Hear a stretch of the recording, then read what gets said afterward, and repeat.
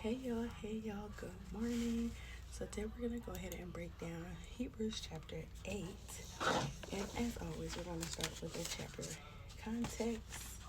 Just trying to clean up my area a little bit. So Hebrews chapter 8 builds on the points made in chapter 7. Jesus' service as high priest is superior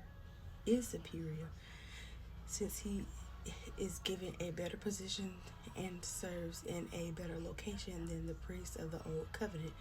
This chapter sets up the idea of earthly things being shadows of heavenly things, especially when it comes to the temple and sacrifices. This leads into the focus of chapter 9, which is superiority of Christ's sacrifice compared to those of the Levitical system. Y'all really be trying to play myself. Let me make this bigger. There we go. Mama can see now.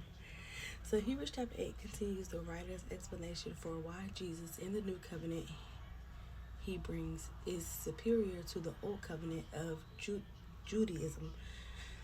In prior chapters, the writer has explained how the promised one could not have been an angel but had to be human. The writer has also shown that Jesus, because of his perfect life, is in a position to be the ultimate high priest for all of mankind. This especially involves examples of Melchizedek, who was both priest and king, and who was honored by Abraham, Genesis 14. In the prior chapter, this association with Melchizedek includes the idea that God had always intended to replace the Levitical priesthood with something greater. This was demonstrated using various Jewish scriptures, and that's Psalms 110 for reference. The chapter begins by extending a bridge from prior ideas. The end of chapter 7 included a description of a priest who was perfect and sinless. This chapter explains that Jesus is the perfect priest. Yes, he is. And that he is currently serving in a greater place than some earthly temples. In order to demonstrate this, the writer explains that earthly subjects such as the tabernacle are intended to be a symbol of the real covenant with God.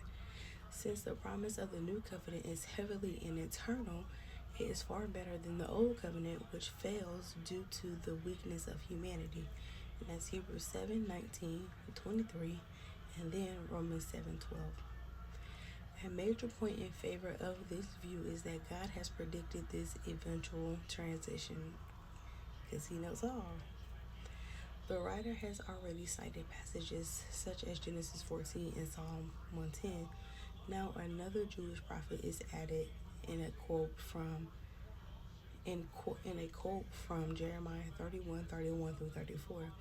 There Jeremiah wrote to predict a time in his own future when God would create a new covenant with his people.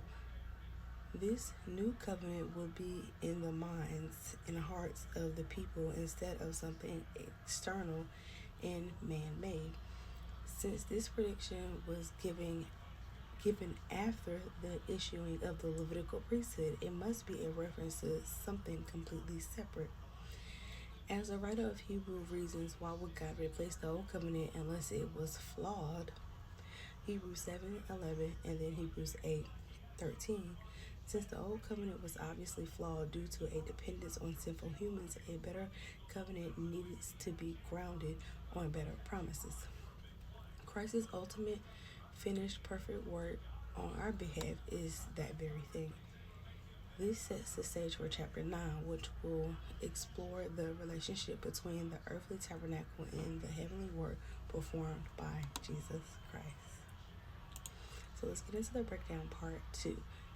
So, Hebrews chapter 8 explains the superiority of Jesus in the new covenant he established, contrasting it with the old Mosaic covenant, showing Jesus as the perfect high priest ministering in the heavenly sanctuaries, not an earthly copy.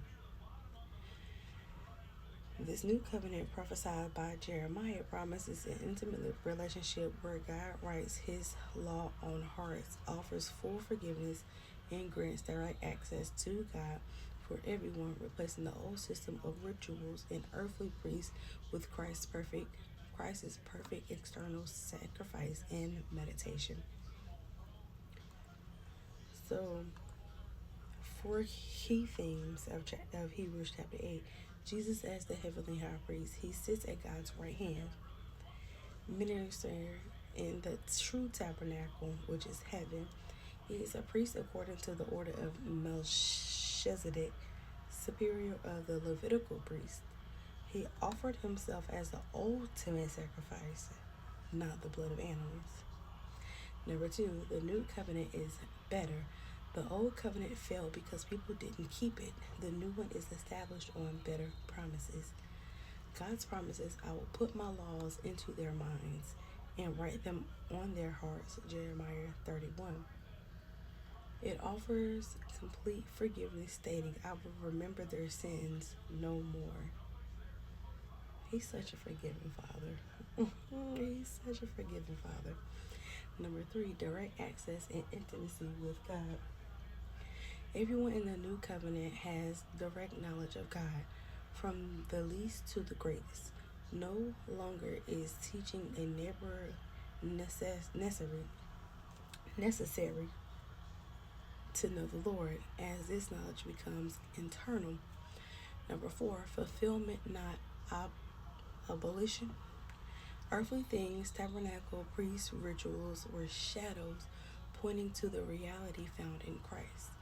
Jesus fulfills the purpose of the law, enabling true righteousness in relationship with God rather than just spiritual adherence.